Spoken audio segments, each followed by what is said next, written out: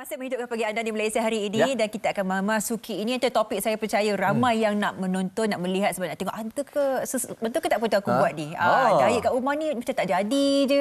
Macam-macam diet kan. Awak buat diet apa? Itulah mungkin saya dan juga penonton yang lain sama sebab saya tak tahu sebenarnya saya ni diet yang macam mana. Sebab kalau kan sekarang ni macam-macam jenis diet ada. Ada IF, ada keto diet, OMAD diet. Lepas tu ada yang baru Tiongkok diet pun ada juga.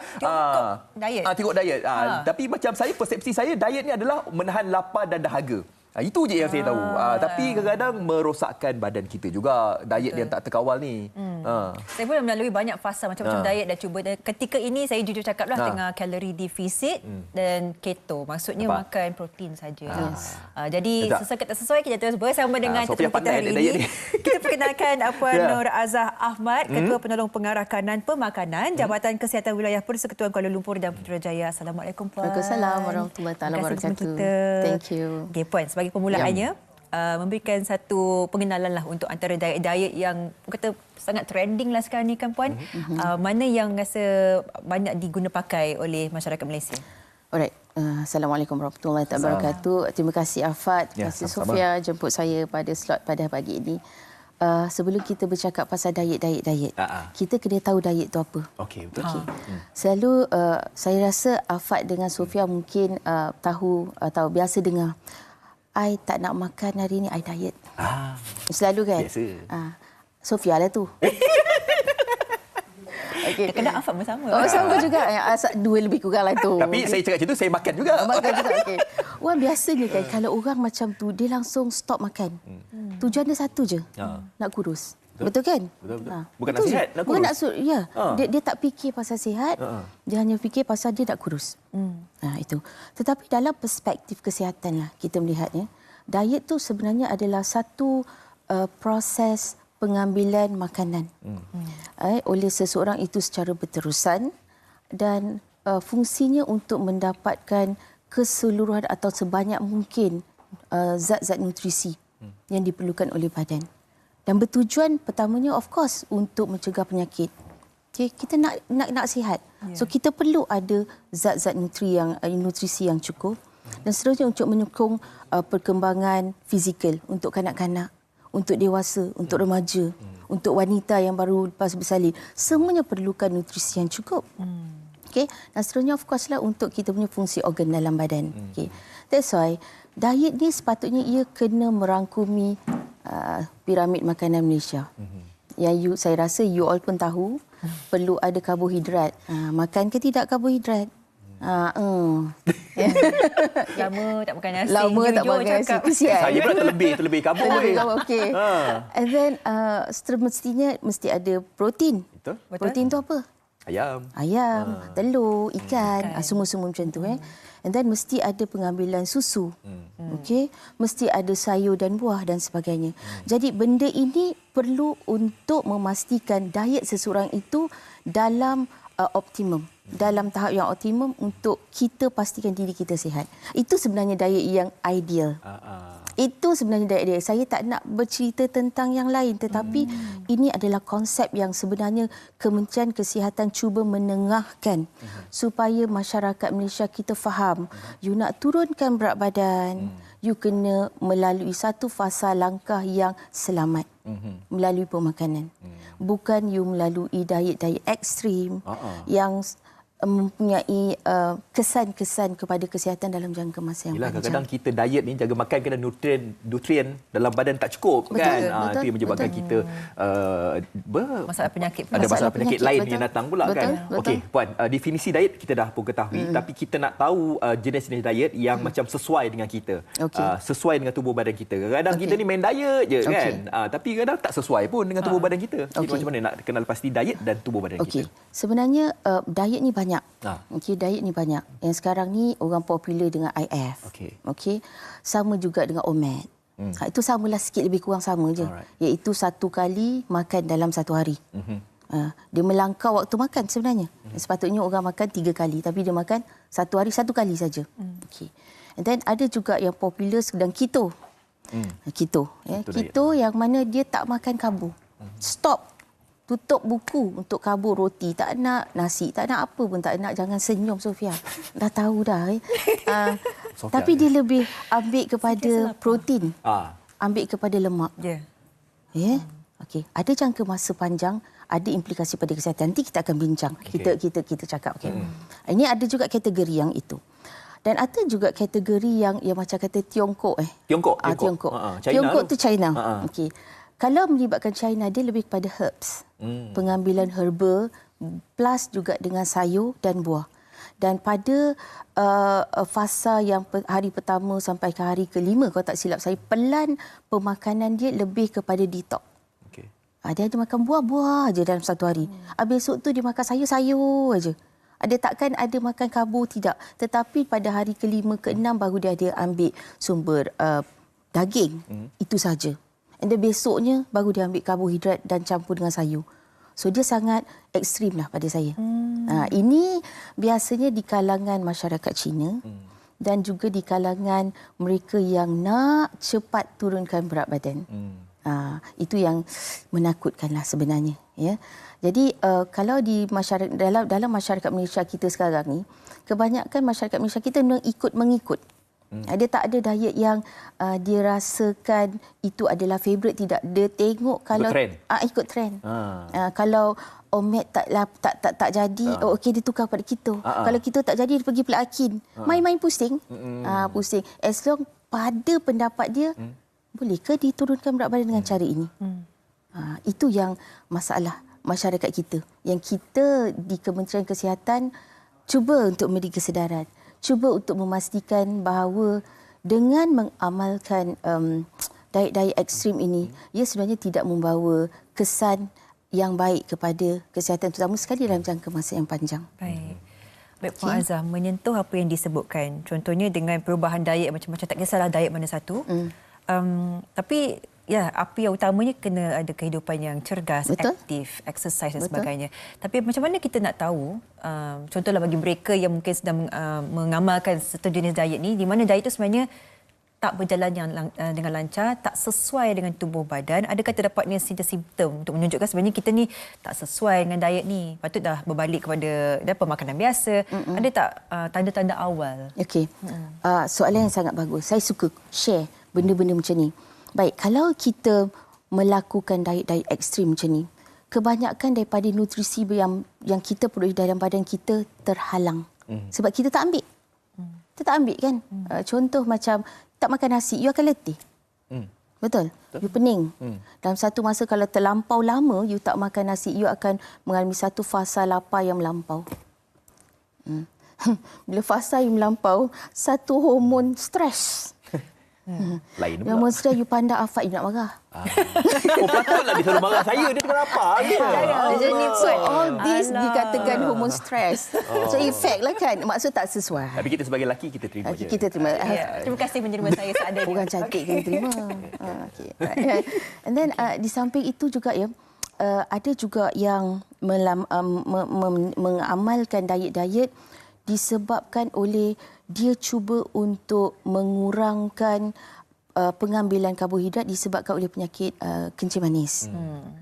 Jadi dia lebih fokus kepada protein dan lemak. Okay? Sebab protein dan lemak kalau dia makan, dia tidak menyebabkan meningkatnya glukos dalam darah. Okay. Jadi itu mungkin salah satu faktor. Tetapi kalau melaksanakan diet-diet ini, terutama yang berpenyakit, yang you dah tahu simptom-simptom pening, loya dan nak muntah dan sebagainya, keletihan yang melampau dan terutama sekali golongan remaja wanita atau wanita. Okay. Kitaran haid tak betul. Okay. Hormon dia imbalance. Jadi risiko dia untuk ke arah jangka panjang, contoh sukar nak hamil. Kan? Jadi benda-benda macam inilah ya.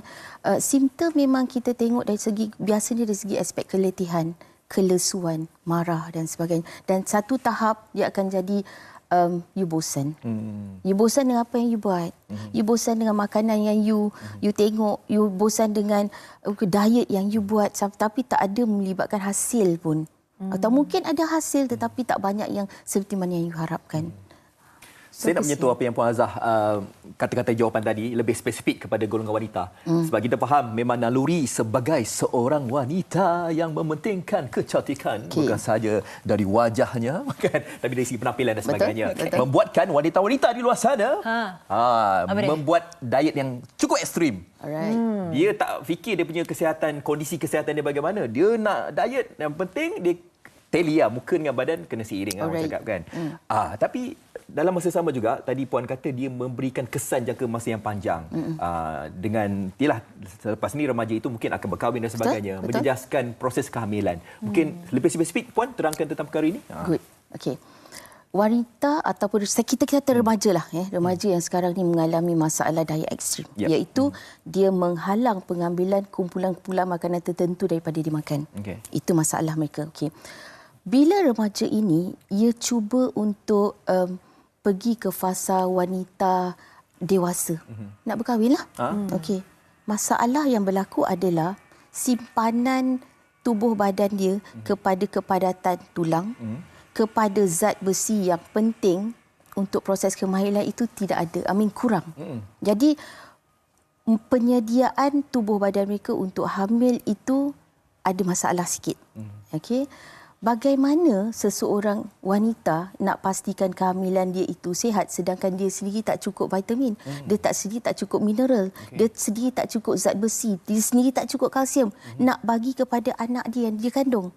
Sebab zat besi penting adalah untuk pembentukan sel-sel darah merah, bawa oksigen pergi ke seluruh badan dan juga bawa mineral, nutrien kepada baby. Tapi benda itu tak ada, tak cukup dalam badan dia. Okay? Begitu juga dengan kalsium. Dia tak makan susu. Remaja tak suka minum susu.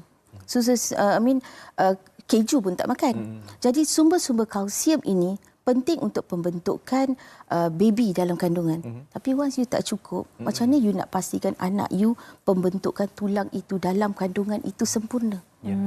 Okey, bukan bermaksud bila puan you disahkan hamil dan tu you makan ubat dan tu you jaga makan, you rasa itu dah cukup terbaik untuk anak you, tidak. Sebenarnya simpanan itu perlu waktu sebelum tu remaja. Waktu remaja ke? Remaja dah terlambat. Dah habis. So baiklah kita beranak pinak lah. Sebab waktu remaja ini terutama dari segi kepadatan tulang dia 40% dibentuk waktu remaja. Tapi kalau misal kata waktu remaja I tak minum susu, cerewet, tak nak makan, apa yang you bagi untuk diri you untuk you salurkan kepada anak dalam kandungan? Sukar.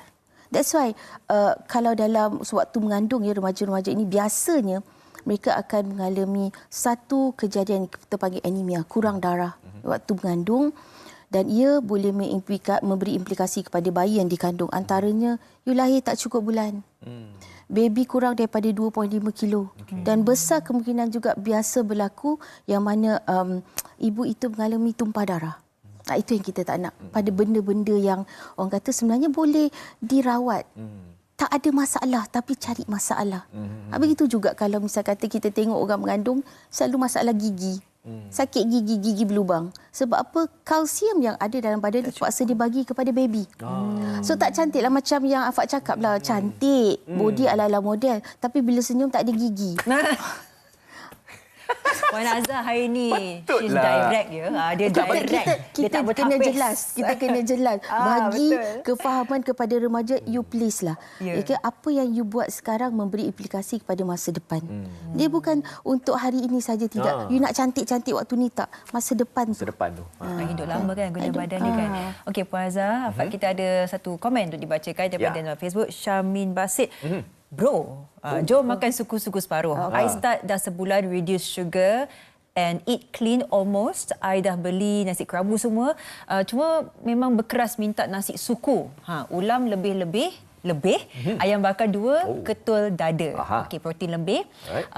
Tak ada masa nak dustakan nikmat hidup di Malaysia. At the same time, sedang belajar eat wisely and balance. No longer denying myself with good food and feeling guilty this time around. Tahniah. Bagus. Tapi itulah ayam bakar saya suka berapa. Salah ke? Tak apa. Tak apa. Selagi you aktif. Melainkan kalau you makan ayam peha tapi lepas tu you tidur. Kan you duduk. Duduk dulu, You menghadap komputer kan. Okey. So ia boleh Sekarang dah menyebabkan menyesal. Okey, baik. Itu dia. Jadi dah 15 minit ni Puan sebenarnya perbincangan ni. Amat singkat tapi dalam masa yang singkat ni mungkin Puan boleh kongsikan juga ada mungkin nasihat-nasihat yang nak diberikan kepada penonton agar mereka ni dapat menjaga kesihatan mereka dalam masa sama juga tubuh badan mereka langsing dengan diet-diet yang diperlukan mereka. Silakan. Okey, terima kasih. Sebagai pegawai pemakanan, semestinya saya berharap bahawa masyarakat Malaysia sayangi diri kita. Kita kena hargai diri kita. Okey, tak ada siapa nak sayang you, melainkan you sendiri sayang diri you sendiri. Okey. Okey. Dengan cara kita kena jaga makan. Okey.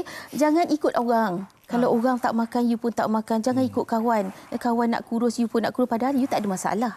Okey, jangan. Okey. Dan keduanya, pastikan kalau mereka yang nak turunkan berat badan, terutama yang berpenyakit tadi, perlu dapatkan rawatan ataupun perlu dapatkan khidmat nasihat di klinik. Berjumpa dengan doktor, berjumpa dengan pegawai pemakanan sebab kami akan merangka satu pelan pengurusan berat badan yang selamat. Dan sambil itu, of course, perlu mengamalkan suku-suku separuh lah. Tak boleh lain kan. Dia kena suku-suku separuh sebab itu yang KKM telah rangka untuk rakyat Malaysia memastikan bahawa kalori itu terjaga dan memastikan keseimbangan makanan, semua nutrisi dapat diperolehi. Di samping aktiviti fizikal, tak boleh malas. Betul. Macam sekarang ni pun saya amalkan kalau misalnya kata berjalan kena 5,000 step satu hari. Sekurang-kurangnya. Bukan yang ni Bukan. 5 step bukan yang ni. Setengah orang dia 5,000 step tapi yang ni. Walah, buat apa? So that's why dia takkan kurus tapi dia kata I exercise setiap hari. Dan juga Puan, saya tak naik lift, saya guna tangga. Okey. Baguslah. Amalkan hidup yang sihat. Promote diri. Alright. Cerita 20 tahun lepas yang tadi, sekarang inilah dia sekarang. Semoga memberikan peringatan kepada semua. Kita nak diet semua nanti demi kesihatan. Bukan demi kecantikan sahaja. Kalau langsing selepas dan sebagainya, itu adalah bonus. Tapi yang sebaik-baiknya adalah kita memikirkan impak jangka masa panjang. Lepas ni saya nak ajak Afad makan ayam gepuk lah dengan saya lah. Boleh makan nasi. Puan Azhar kata boleh makan nasi. Boleh. Suku-suku separuh. Biar balance. Okey. Lepas ni tengok model yang mana senyum tu. Tapi gigi tak ada. Ada lagi. Okey, baik. Terima kasih ucapkan kepada Puan Nur Azhar Ahmad, Ketua Penolong Pengarah Kanan Pemakanan Jabatan Kesihatan Wilayah Persekutuan Kuala Lumpur dan juga Putrajaya berkongsi tentang kesihatan jenis-jenis diet. Terima kasih Puan Azhar.